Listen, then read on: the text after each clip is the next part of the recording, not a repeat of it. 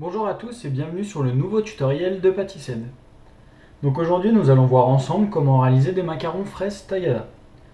Donc niveau matériel, vous aurez besoin d'une cuve de batteur avec le batteur, d'un fouet, d'un petit tamis, d'une cuillère en bois, d'une corne, d'une maryse et d'un thermomètre.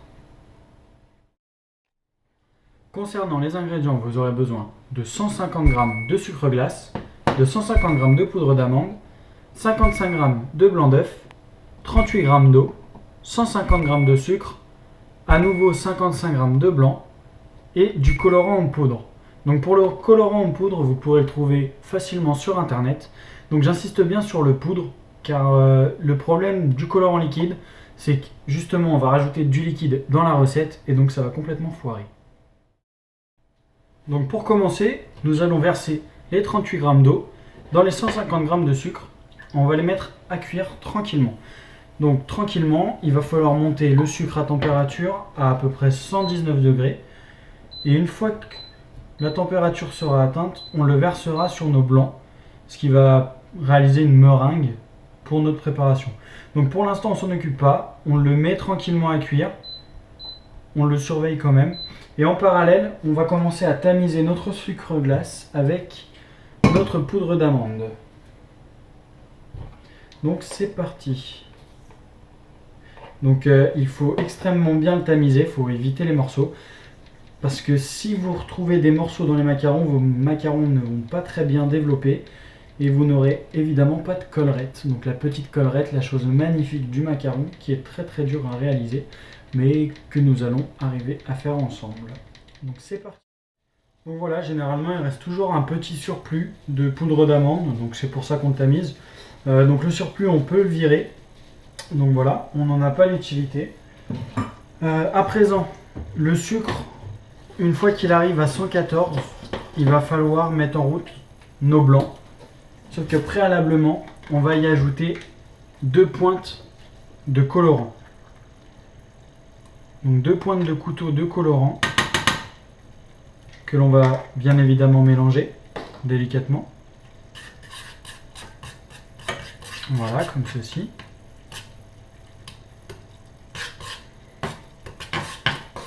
Voilà. Et en parallèle, on va ajouter 55 g de blanc dans notre batteur. Donc voilà, j'ajoute 55 g de blanc dans le batteur. Et une fois que notre sucre arrive à 114 degrés, on va pouvoir mettre les blancs en route. Donc voilà, mon sucre est arrivé à 114 degrés. Je vais pouvoir les mettre en route. Et dès qu'ils sont montés, on voit la suite ensemble. Donc petit rappel, voilà, les blancs ont commencé à prendre forme. Donc pour commencer, j'ai mis mon sucre à cuire. Donc mon sucre, 150 g de sucre avec 38 g d'eau à cuire. Entre temps, j'ai tamisé la poudre d'amande et le sucre glace. Lorsque mon sucre arrive à 114, j'y rajoute 2 pointes de couteau de colorant et je mets en route mes 55 g de blanc à monter. Lorsque mon sucre arrive à 119 et que mes blancs sont relativement montés, je le verse petit à petit au fur et à mesure pour éviter que les blancs ne cuisent. Donc c'est parti.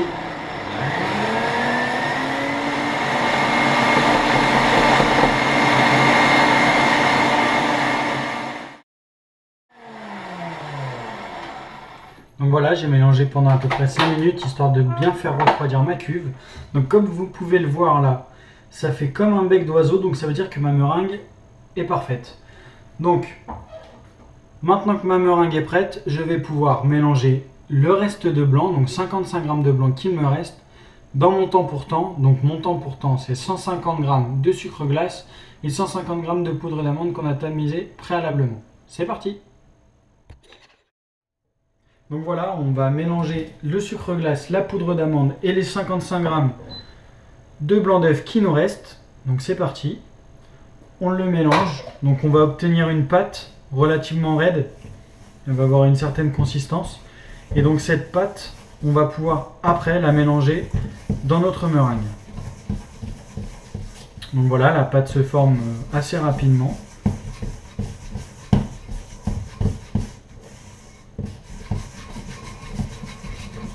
disais, une pâte assez raide, relativement difficile à mélanger. Donc voilà, on ne tracasse pas plus que ça, elle est bien mélangée. On racle juste un petit peu les bords, histoire de rien oublier. Voilà. Et à présent, on va pouvoir mélanger notre pâte dans notre meringue. Donc toujours mélanger quelque chose de raide dans quelque chose de souple. Pourquoi? Sinon vous allez obtenir des grumeaux. Donc voilà notre meringue, donc je viens juste de la retirer du batteur. On va pouvoir y ajouter nos 150 g de sucre glace, de poudre d'amande et nos 55 g de blanc d'œuf dedans. Et il ne nous reste plus qu'à mélanger à la maryse. Donc bien le mélanger pour obtenir justement un mélange bien homogène. Et c'est comme ça qu'on va obtenir notre appareil à macarons. Voilà, c'est relativement court à faire, ça va relativement vite.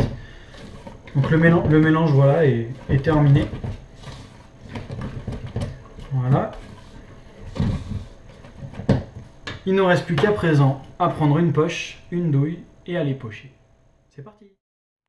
Voilà, donc à présent vous allez préparer votre plaque de four avec un papier cuisson, ainsi qu'une poche et une douille. Donc une douille relativement large, idéale pour pocher les macarons. Une petite astuce, on va coller la feuille histoire qu'elle ne nous dérange pas lorsqu'on va réaliser nos macarons. Voilà, à chaque extrémité. Et c'est parti. Donc avec la poche, on va légèrement appuyer jusqu'à obtenir un rond, en fait, un arrondi.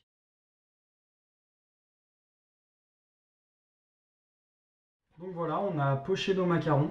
Donc à présent, on va prendre un torchon que l'on va mettre sous la plaque pour éviter de faire du bruit inutilement. Et que l'on va venir taper pour donner une forme d'arrondi. Donc on tape dans les deux sens, puis dans les deux autres.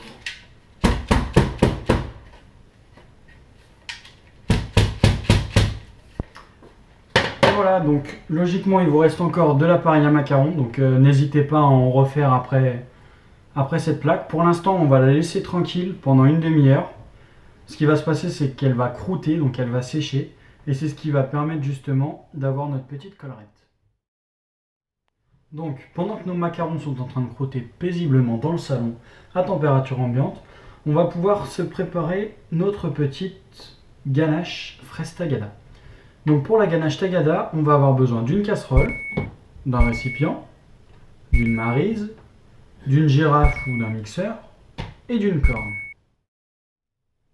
Donc pour la recette de la ganache fraise tagada, on va avoir besoin de 100 g de crème liquide mis dans une casserole avec 50 g de fraises tagada et de 125 g de chocolat blanc. Donc à présent, on va faire bouillir notre crème avec nos fraises tagada, donc bien le faire bouillir. Et par-dessus, comme un genre de bain-marie, on va pouvoir ajouter notre récipient avec le chocolat pour qu'il fonde tranquillement. Donc le temps que ça bout, il ne sera pas fondu bien évidemment, mais comme ce sera bien chaud quand on va le verser dessus, il va fondre tranquillement et on va pouvoir le mixer. Allez, à tout à l'heure. Donc voilà, notre crème est en train de bouillir, donc bien bouillir avec les fraises tagada. On va pouvoir verser tout ça sur le chocolat blanc.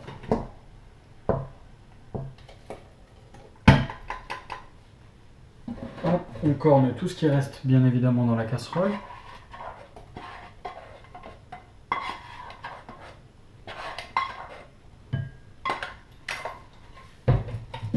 Puis on va mélanger avec une maryse.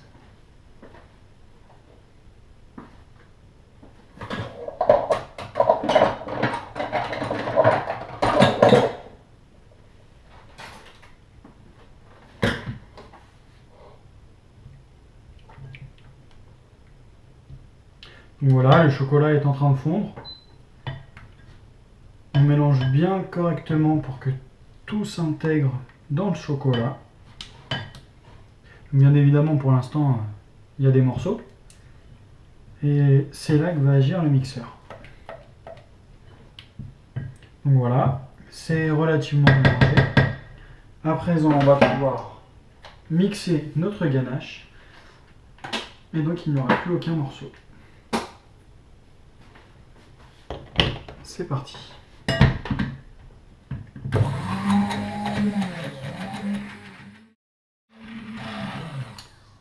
Et voilà, donc la ganache est bien mixée, bien mélangée. On va pouvoir la réserver au frigidaire pendant 3/4 d'heure, 1 heure, le temps que la ganache durcisse légèrement. Donc voilà, 30 minutes se sont écoulées, donc les macarons sont maintenant croûtés. On peut les laisser, comme je disais tout à l'heure, un petit peu plus longtemps, ça ne gêne pas. Donc une petite astuce pour voir s'ils sont bien croûtés ou non, il suffit simplement de toucher le dessus du macaron, et si ça ne colle pas, ça veut dire qu'ils sont bons. Voilà, ça ne colle pas, ça ne colle pas, ça ne colle pas. Donc maintenant, vous pouvez préchauffer votre four à 160 degrés pendant à peu près 11 minutes. Donc, comme je l'ai dit dans mon précédent tutoriel, attention, tout dépend de votre four.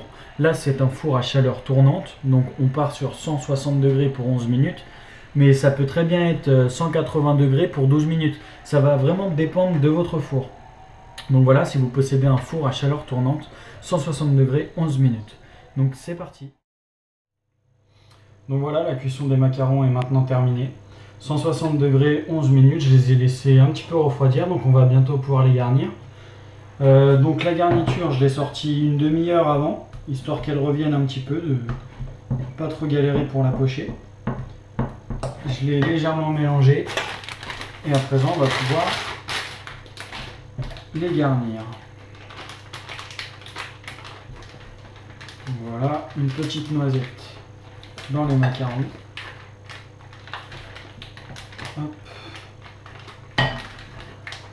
Alors une petite astuce, une fois que vous aurez terminé vos macarons, vous les laissez reposer une nuit au frigo, et comme ça ils seront fermes et fondants.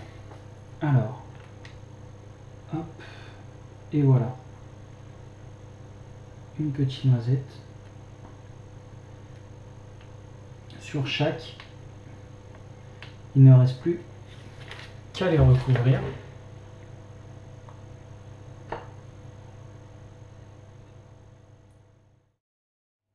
Donc voilà, c'est la fin de ce tutoriel. Merci d'être de plus en plus nombreux à me suivre sur Pâtissette. On a dépassé les 100 likes il y a à peine 2 jours, donc ça me fait vraiment plaisir. Donc n'hésitez pas à poster vos réalisations, que ce soit macarons ou flan ou encore autre chose. N'hésitez pas à demander des informations, des conseils, des tutoriels. Ça sera vraiment avec plaisir. A bientôt pour un nouveau numéro sur Pâtissette.